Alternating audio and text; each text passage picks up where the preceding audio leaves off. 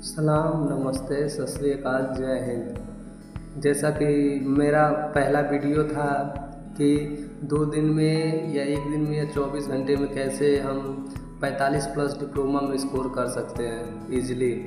उस वीडियो को आप देखिए और उसको ज़्यादा से ज़्यादा लाइक, चैनल को सब्सक्राइब और शेयर्स करिए, क्योंकि जो उसमें टिप्स बताए हैं अगर उसको फॉलो आप कर लेते हैं तो 40 नंबर तो कहीं नहीं गया है, 30-35 नंबर तो आराम से ही ला सकते हैं अगर उस ट्रिक को आप फॉलो करते हैं तो। आज का जो हमारा वीडियो जिस टॉपिक पे बनने वाला है उस टॉपिक का नाम है कि इंजीनियरिंग में वर्कशॉप क्यों ज़रूरी है। तो वीडियो में आगे बढ़ने से पहले मैं आपसे रिक्वेस्ट करता हूँ कि चैनल को लाइक, सब्सक्राइब और चैनल को शेयर करें और ज़्यादा से ज़्यादा प्यार करें और फुल सपोर्ट करें। चलिए मैं वीडियो में आगे बढ़ता हूँ। तो जैसा कि आज मैं बताना चाहता हूँ कि इंजीनियरिंग में वर्कशॉप क्यों ज़रूरत है, क्योंकि मैंने इंजीनियरिंग खुद किया हुआ है और मैंने खुद देखा है कि लड़के जिस दिन 2 दिन तो वर्कशॉप होता है हफ्ते में, और मैं अपने कॉलेज का बता रहा हूँ कि मेरे 2 दिन ही हफ्ते में वर्कशॉप चलता था।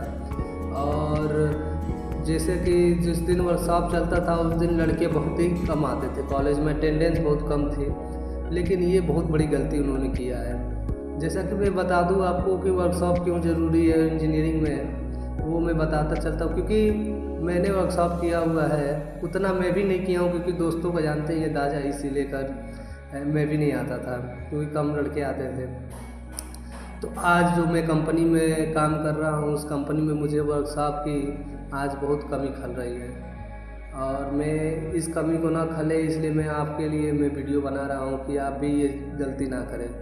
वर्कशॉप में जैसा कि मैं बताना चाहता हूँ आपको कि इंजीनियरिंग वर्कशॉप क्यों ज़रूरी है, क्योंकि इसलिए ज़रूरी है मेरे भाइयों कि अगर आप किसी कंपनी में जाते हैं तो कंपनी में जाते हैं उसके बाद से आपको CNC VMC मशीन अगर दे दिया जाए चलाने के लिए, तो अगर आप नहीं कुछ जानेंगे तो कैसे चलाएंगे। जैसे कि अगर आपको मेरा एक सीनियर थे, चाहे मेरा एक दोस्त ही समझ लीजिए, वो वर्कशॉप किए हुए थे, हमेशा कॉलेज में आते थे। स्पेशली वर्कशॉप के लिए ही वो आते थे क्योंकि इसका इम्पोर्टेंस उसको पहले से ही बहुत ज़्यादा पता था।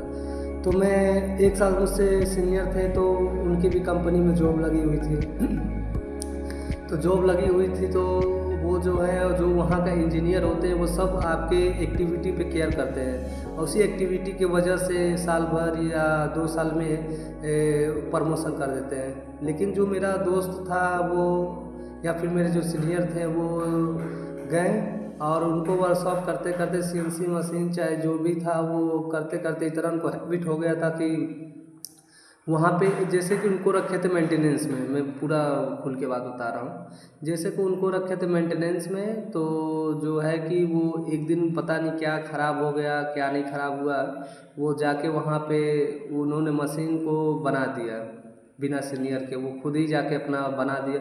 तो ये जो है ये जो कार्य किए थे उस कार्य को वहाँ के इंजीनियर ने केयर किया और उसके बाद से अपने बड़े मतलब जैसे कि HR हो गए, मैनेजर हो गए, उनको बताया।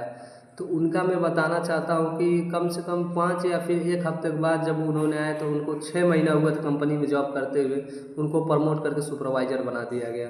तो इस वजह से आप समझ सकते हैं कि वर्कशॉप करना क्यों इतना ज़रूरी है इंजीनियरिंग में। और मैं खुद बताना चाहता हूँ कि आज मुझे खुद कमी खल रही है कि मैं वर्कशॉप क्यों नहीं किया। इंजीनियरिंग कर रहे हैं तो मेरा रिक्वेस्ट है आपसे कि वर्कशॉप एकदम पूरा ध्यान दें, क्योंकि उसमें ये सिखाया जाता है कि CNC VNC मशीन या फिर अदर जो बैच है जैसे इलेक्ट्रॉनिक हो गए, इलेक्ट्रिकल हो गए, उनमें बताया जाता है कि कैसे क्या होता है कैसे क्या नहीं होता है। और यही सब चीज़ें आपको कंपनी, ये तो मान लीजिए पढ़ना लिखना तो वो तो मतलब वो एक एग्जामिनेशन को पास करने के लिए किया जाता है, लेकिन असली जो हमारा वो लड़ाई है वो कंपनी में कैसे अच्छा परफॉर्मेंस कर सके और अच्छे तरीके से प्रमोशन ले सके और उच्च दर्जे तक पहुंच सके। तो इसलिए मेरा रिक्वेस्ट है भाइयों कि आप लोग वर्कशॉप एकदम करते रहें, और ये वर्कशॉप करना इम्पोर्टेंस है क्योंकि ये तो पढ़ाई लिखाई आपका 3 साल का है, लेकिन जो कंपनी में अगर आप काम कर रहे हैं, अगर आपको स्किल्स पता रहेगा तो आपका सालों साल मतलब जब तक आप रिटायरमेंट नहीं होगे तब तक आपका ये स्किल्स काम करते ही रहेगा और उसी हिसाब से आपका प्रमोशन होते रहेगा। इसलिए मैं वीडियो में यही समझाना चाहता हूँ कि आप वर्कशॉप कृपया ना छोड़ें। और मैं इस वीडियो को यहीं समाप्त करता हूँ और मेरा आपसे रिक्वेस्ट है कि चैनल को लाइक, सब्सक्राइब और फुल सपोर्ट करें। धन्यवाद।